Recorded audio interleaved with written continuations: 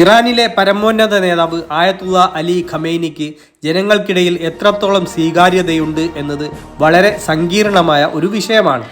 ഇറാനിൽ അഭിപ്രായ സർവേകൾ നടത്തുന്നത് വളരെ പ്രയാസമുള്ള കാര്യമാണ്.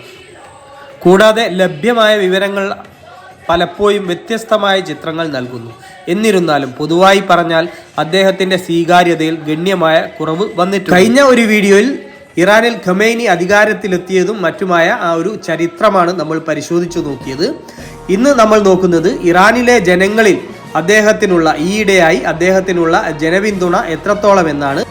പരമോന്നത നേതാവ് എന്ന് പറഞ്ഞാൽ ഇറാനിലെ ഏറ്റവും ശക്തനായ വ്യക്തിയാണ്. അദ്ദേഹത്തിന് ഭരണഘടനയുടെ പിന്തുണയുണ്ട്.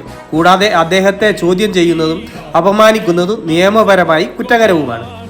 ഇത് അദ്ദേഹത്തിനെതിരായ വിമർശനങ്ങൾ പരസ്യമായി പ്രകടിപ്പിക്കുന്നതിന് പരിമിതികൾ സൃഷ്ടിക്കുന്നു.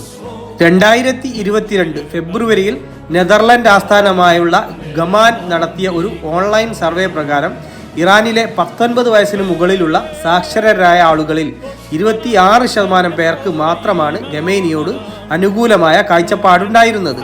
66% പേർ അദ്ദേഹത്തെക്കുറിച്ച് നെഗറ്റീവായ അഭിപ്രായമാണ് പറഞ്ഞത്. ഇത് അദ്ദേഹത്തിൻ്റെ ജനപിന്തുണ വളരെ കുറവാണെന്ന് സൂചിപ്പിക്കുന്നു. ഇതേ സർവേയിൽ 60%-ലധികം ഇറാനികളും ഇസ്ലാമിക് റിപ്പബ്ലിക്കിൽ നിന്ന് ഒരു മാറ്റം ആഗ്രഹിക്കുന്നവരാണ്. 41% പേർ ഇസ്ലാമിക് റിപ്പബ്ലിക്കിനെ അട്ടിമറിക്കാൻ ആഗ്രഹിക്കുന്നു. 21% പേർ ഘടനാപരമായ മാറ്റങ്ങളും ഇസ്ലാമിക് റിപ്പബ്ലിക്കിൽ നിന്നുള്ള മാറ്റവും ആഗ്രഹിക്കുന്നു. വെറും 18% പേർക്ക് മാത്രമാണ് നിലവിലെ രാഷ്ട്രീയ വ്യവസ്ഥിതിയിൽ സന്തോഷമുള്ളത്. ഖമേനിയുടെ ഭരണകാലത്ത് നിരവധി വലിയ പ്രതിഷേധങ്ങൾ ഇറാനിൽ നടന്നിട്ടുണ്ട്. 2009 തെരഞ്ഞെടുപ്പ് പ്രതിഷേധങ്ങൾ, 2022 മഹ്സ അമിനിയുടെ മരണത്തെ തുടർന്നുണ്ടായ പ്രക്ഷോഭങ്ങൾ എന്നിവ ഉദാഹരണങ്ങളാണ്.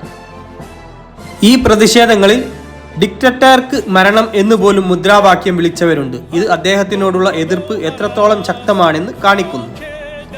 എതിർപ്പുകളെ അടിച്ചമർത്തുന്നതിൽ ഖമേനി സർക്കാർ കർക്കശ നിലപാടുകൾ സ്വീകരിച്ചിട്ടുണ്ട്.